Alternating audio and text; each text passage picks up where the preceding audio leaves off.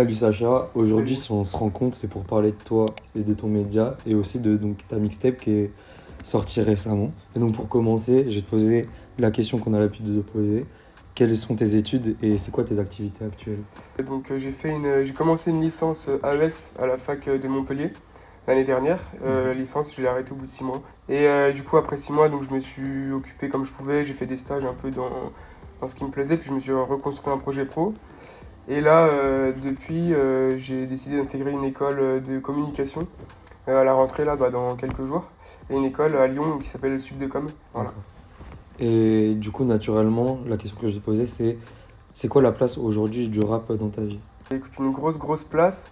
Moi, j'écoute vraiment de la musique le matin, midi et soir. Mhm. Dès qu'il y a un son, un projet qui sort, bah, je l'écoute instantanément. Et voilà, j'ai toujours besoin d'écouter de la musique. Enfin, moi-même, personnellement, ça m'apaise, tu vois. Et du coup c'est quoi le moment où, parce qu'on est plein à être auditeur assidu Ouais. de rap plus particulièrement, et en fait c'est quoi le moment où tu décides de créer seul le média? Bah, l'idée, elle m'est venue pendant le confinement, en fait. Et à ce moment-là, il y avait plein de projets qui sortaient vraiment cool. Mm. Et c'est vraiment le moment où je me suis vraiment mis à écouter beaucoup de sons. Et du coup, j'ai dit, bah vas-y, je fais un petit compte sans prétention sur Insta où je poste juste 2 3 sons qui me plaisent. Et puis en fait, plus ça allait, plus j'avais envie de développer le truc. Et puis plus ça allait, plus j'écoutais de la musique. Et plus je développais mon média, bah, plus ça me forçait à écouter du son, en fait. Mais du coup, ce que j'entends, c'est que t'es pas tout de suite arrivé avec la même ambition et la même prétention que tu as aujourd'hui, avec cette ligne éditoriale et cette direction artistique. Ça a mis du temps. Ouais, complètement. Ouais, au début, vraiment, c'était. Enfin, je m'étais vite fait créer un logo un peu éclaté sur les logiciels. Enfin, j'ai toujours des logiciels pétés, mais un petit truc genre tout simple. Et puis après, plus ça allait, plus j'avais des idées de concept en fait. Et puis voilà, ça partait. Aujourd'hui, tu es tout seul sur le compte. Ouais, je suis tout seul. Et au début, j'avais vite fait commencer avec un pote, mais au bout d'une semaine, ça m'avait gavé. Après, peut-être, voilà, ça s'agrandira peut-être un jour. Et du coup, le revers de ce phénomène de l'expansion du rap, c'est que on assiste à une véritable multiplication des médias Ouais. spécialisés. Toi, aujourd'hui, comment t'abordes la concurrence, entre guillemets, et comment t'arrives à te démarquer de ça? Enfin, en fait, je fais pas du tout mon travail par rapport aux autres, en fait. Mhm. Si eux, ça marche très bien, si moi, ça marche très bien, mais c'est pareil, quoi. C'est juste, j'essaie de trouver des idées qu'ils ont pas. Mais après, c'est compliqué, quoi, de se renouveler tout le temps. Quand tu vois, t'as une idée, en fait, un autre média, il le fait, mais limite, c'est moins bien, mais ils ont une plus grosse visibilité. Et il y a du monde sur leur compte, bah, ça démotive un peu. Mais du coup, non, j'essaye de rester un peu fidèle à moi-même, en fait. Moi, ça me semble être un peu un créneau doré déjà bouché en fait. C'est très dur Ouais, aujourd'hui d'arriver avec. Enfin, à moins d'avoir une forte ouais. proposition. Et pour moi, l'un des exemples qui me vient en tête concernant ça, c'est 1863. Est-ce que toi, par exemple, tu as d'autres médias qui t'influencent? J'essaie de suivre plein de comptes rap, des gros comme des petits. Mais c'est vrai que j'aime trop les plus connus, c'est Rap Plume, Interlude et Bouscapé et tout. C'est juste trop bien ce qu'ils font, tu vois. Moi, Rap Plume, j'ai l'impression que c'est vraiment- c'est ce que je fais en mieux, tu vois. Alvaro, c'est le grand Ouais, frère. ouais, c'est ça. C'est ça, tu vois, il sort une mixtape et Et tout. ouais. Voilà, il fait des vrais projets et tout. Mais ça je kifferais faire comme. Enfin, poursuivre là-dedans, quoi. Mhm. Vraiment, c'est un exemple. Et donc, tu as dit que tu étais tout seul derrière le compte. Ouais. Donc, tu as de multiples casquettes. Ouais. Et aujourd'hui, avec quoi tu es le plus à l'aise? Parce qu'il y a la rédaction Mm. et il y a la partie visuelle. Aujourd'hui, toi, c'est dans quoi où tu éprouves le plus de plaisir? Il y a aussi toute la partie où je vais chercher des idées et tout. Mhm. Et ça, pour le coup, j'aime bien. C'est de, bah, voilà, de tenir un peu au courant, ouais, de réfléchir, de me poser, de me dire, ok, qu'est-ce que je peux faire là? Qu'est-ce que je peux améliorer et tout. Et pour le coup, la partie rédactionnelle, elle m'intéresse de moins en moins. Mais sinon, j'aime bien ouais, toute la partie visuelle et puis toute la partie investigation et tout. Moi, voilà, je vais publier les albums de la semaine et tout, j'aime bien, moi, aller chercher des petites pépites, des trucs et tout. Enfin, j'adore quoi, aller un petit peu investiguer à droite à gauche, j'aime bien. J'imagine que ça fait déjà 2 ans que le compte existe. Ouais. J'imagine que tu as pu peaufiner ta formule. Mais est-ce que quand tu es arrivé, tu avais déjà le bagage nécessaire pour piloter un compte comme tu as aujourd'hui? Bah, en vrai, non, pas du tout. Tu as appris sur le tas? Ouais, voilà, j'ai appris sur le tas. Je pense au début, j'avais 2 3 idées et je les ai mis en place. Puis voilà, après, bah, ça a pris un petit peu d'ampleur. Mais sinon, non, je suis arrivé, j'ai à peine utilisé Insta. Et donc, dans ces multiples casquettes que tu as, celle, moi, qui m'impressionne le plus, c'est qui est la plus notable selon moi. C'est, on peut pas dire chef de projet, mais tu as quand même réussi à réunir plus de 20 artistes sur 2 mixtapes différents. Comment un simple étudiant, entre guillemets, il arrive à faire quelque chose de si concret? Bah en vrai, c'est au niveau au culot, hein. Pour créer ce projet, moi je me suis pris plein de vues, plein de noms et tout en DM, parce que forcément, moi je suis un petit, comme tu dis, un petit étudiant venu de nulle part, et je connais personne dans le milieu. C'est ça. Donc je DM des artistes, des rappeurs et tout que j'aime bien.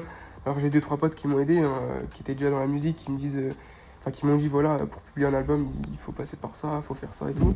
Juste je DM sur Insta, je demande est-ce que tu as envie de faire ce projet? Et puis après, derrière, il y a vraiment, j'ai vraiment taffé le projet, c'est-à-dire voilà, c'est pas à la légère, j'explique vraiment le projet de A à Z, de comment ça va se passer et tout, pour que quand même l'artiste voit que c'est un truc sérieux et voilà, qu'il comprenne que je me fous pas de lui, Ouais, bien sûr. et puis que j'ai envie de faire quelque chose pour lui et pour moi en fait. Concrètement, sur ces 2 mixtapes, c'était quoi ton rôle? Est-ce que tu as été derrière la direction artistique? Est-ce que tu as pu conseiller des artistes sur toi, qu'est-ce que tu voulais faire? J'ai dit aux artistes, vous avez carte blanche sur le son, Ok. faites vraiment quelque chose qui vous plaît et que vous avez envie de montrer en fait à des gens qui vous connaissent pas forcément. Mais sinon à côté, moi j'ai taffé tout seul la partie direction artistique, la cover, la promotion, les visuels, etc. Ça c'est tout moi perso. J'ai même pas demandé l'avis aux artistes, hein, en vrai. Et après, eux ils m'envoient leur son. Et puis après, voilà, si eux ils peuvent me demander 2-3 conseils, me dire est-ce que tu préfères ça, est-ce que tu préfères un truc comme ça. Moi je leur aiguille.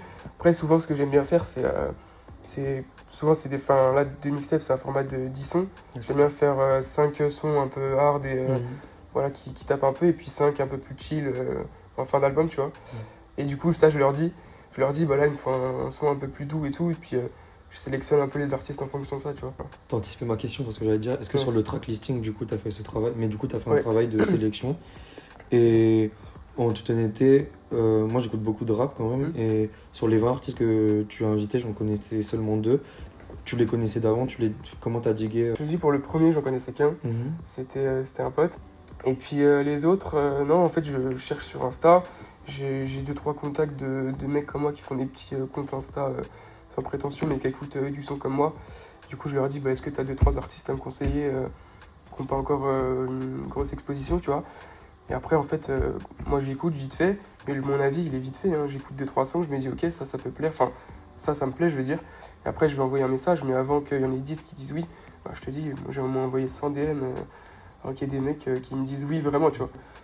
C'est aussi flatteur de dire qu'ils ont eu confiance en moi en fait, parce que je suis vraiment un petit média quoi. Même si pour la plupart, je pense que c'est des artistes indépendants, t'as dû passer par des managers, des structures ou... Ouais, quelquefois il y a 2-3 mecs qui ont des managers, mais c'est jamais lié à des labels ou quoi.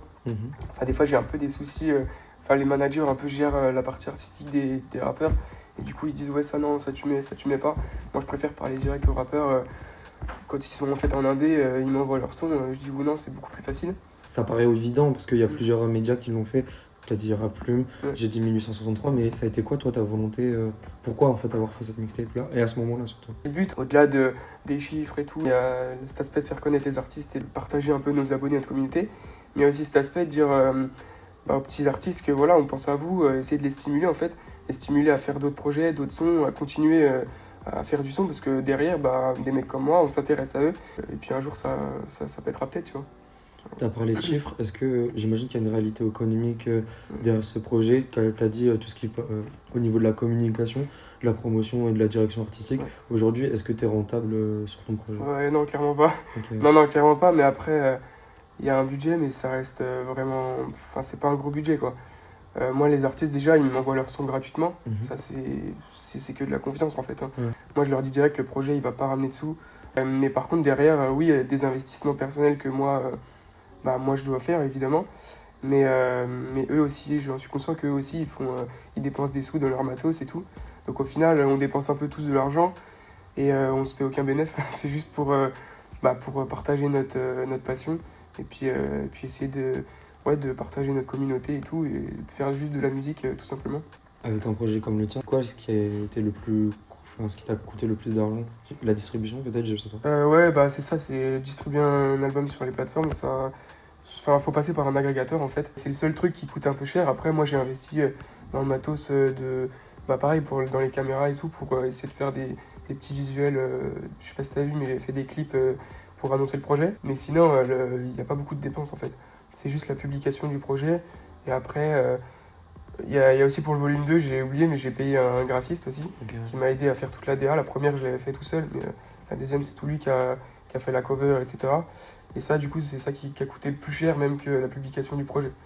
Et justement, tu as parlé du graphiste. Et tu as dit qu'aussi, auparavant, que tu avais une réelle influence sur la direction artistique de ton compte et du projet. Ça a été quoi tes influences pour le colis et même le nom, en fait, finalement, Global Rap? Pour Global Rap, c'est vraiment venu comme ça. Et puis après, la DA des covers, le premier, je voulais juste faire un truc un peu sombre. J'avais pas trop d'idées, donc j'ai essayé des trucs sur mon logiciel vite fait. Et puis après, c'est venu, j'ai trouvé une cover qui me plaisait. Et puis le deuxième, j'avais vraiment l'idée de faire un colis. En fait, je voulais faire un truc un peu plus poussé que le premier.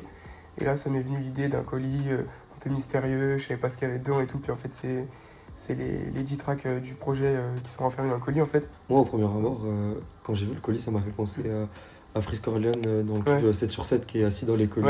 C'était juste... c'est ça. En plus, je l'ai pensé après, je me suis dit putain merde, Frisk Orleans il l'avait fait aussi. Mais je m'étais un peu inspiré aussi de Jul, je sais pas si tu vois, mais le dernier album. Et il est dans une usine à colis et tout, je trouve ça stylé. Puis au début, je voulais faire un visuel où il y a les colis qui passent avec les tracks et tout, mais je vois une semaine après, Jul il le fait. Okay. Donc, puis de toute façon, ça m'a arrangé parce que j'avais pas les sous pour payer le graphiste pour faire le truc. Donc voilà, j'ai arrêté l'idée.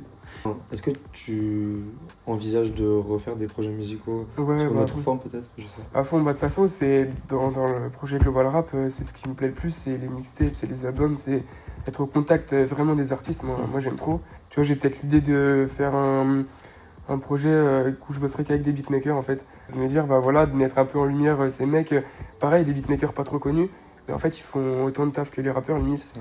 Donc pourquoi pas faire des projets un peu alternatifs en fait. Et après, des global mixtapes, je peux en faire autant que je veux. En fait, des artistes, il y en a tellement. Et toi, comment on est plutôt jeune et toi, tu parles de rap à l'occurrence. Est-ce que à un moment s'est posé la question de légitimité? Bah, c'est vrai que des fois, je me la pose parce que en plus, j'ai commencé à écouter le rap vachement tard. Je sais pas, en 2017, je crois. Okay, ouais. Donc, tous les classiques de rap, moi, je connais vite fait le nom et tout, mais je me suis pas trop penché dessus, tu vois. Donc en vrai, j'ai la légitimité de parler de ce qui se passe maintenant, je pense, parce que je reste en fait au courant de tout ce qui sort. Mais de toute la partie un peu des classiques du rap, les fondamentaux et tout, donc je suis pas trop calé là-dessus. Je pense qu'on a tous notre légitimité à parler de rap tant qu'on aime ça en fait. Ton compte, il traite de l'actualité de manière assez générale. C'est pas un jugement de valeur, mais de manière générale, dès qu'il y a une sortie, tu la traites. Toi, c'est quoi tes artistes préférés? C'est quoi ceux dont tu es vraiment client? Hamza à fond, Green Montana, Laylo et Soundbest. Et ces artistes-là qui sont un peu en développement et tout, moi, enfin, Hamza et pas trop, Laylo non plus, mais voilà, Soundbest était un peu en développement, mais j'aime trop ce niveau, ce créneau un peu... ça change un peu du rap en fait, ils peuvent faire plusieurs styles différents, moi j'aime trop. Et puis après j'écoute vraiment un peu de tout, mais il y a plein d'artistes que j'écoute que j'aime pas. Je veux me faire ma propre idée, tu vois. Par exemple typiquement SO La Lune, j'aimais pas du tout il y a quelques temps. Je sais pas si ça va te faire parce que moi j'étais pas grand client. Bah j'aimais pas du tout et puis en fait il a sorti Fissure de vie là, il y a quelques mois. Donc j'ai écouté forcément, en fait j'ai trop aimé. T'aimes l'éditorial ou même si t'aimes pas un artiste par souci d'objectivité et de neutralité, tu vas en parler. Là, forcément, puis je pense que c'est comme ça aussi qu'on devient un peu légitime d'en parler. C'est que plus tu écoutes de la musique, bah, plus tu peux te faire ton avis. T'as des attentes concernant le nouveau projet d'Hamza ou... Je pense que c'est peut-être même l'album que j'attends le plus cette année. Ça fait trop longtemps qu'on attend, c'est possible. C'est ça. En plus, il y a des beaux noms qui sont annoncés. Donc, c'est ça, en vrai, il pourrait sortir une mixtape avec que des feats. Je lui demandais de faire une nouvelle mixtape. Je lui demandais. Ok. Voilà. T'as dit que t'écoutais beaucoup et énormément de rap tout le temps. Est-ce que tu penses pas qu'on arrive à un point de rupture où il y a trop de sorties en fait? C'est dur pour les mecs qui essayent de se développer, de trouver leur place en fait, au milieu de plein de projets, des gros rappeurs qui sortent toutes les semaines. Mais typiquement les mecs, même moi, la Global Mixtape, c'est que la communauté qui va écouter et puis pendant quelques semaines quoi, on passe vite à un autre quoi. Quand je vois que même les gros rappeurs, une semaine après, on n'écoute même plus son album, c'est dur, quoi. Maintenant, je peux dire que même pour moi, c'est dur, quoi, les projets comme ça, quoi. Bah, écoute, j'étais très content de parler avec toi. Merci d'avoir accepté Merci. l'invitation. Et puis, force dans tes projets et ce que tu entreprends. Bah, merci à vous. Ça fait plaisir aussi d'être écouté. Donc, merci à vous et puis bonne continuation. Ok, nickel.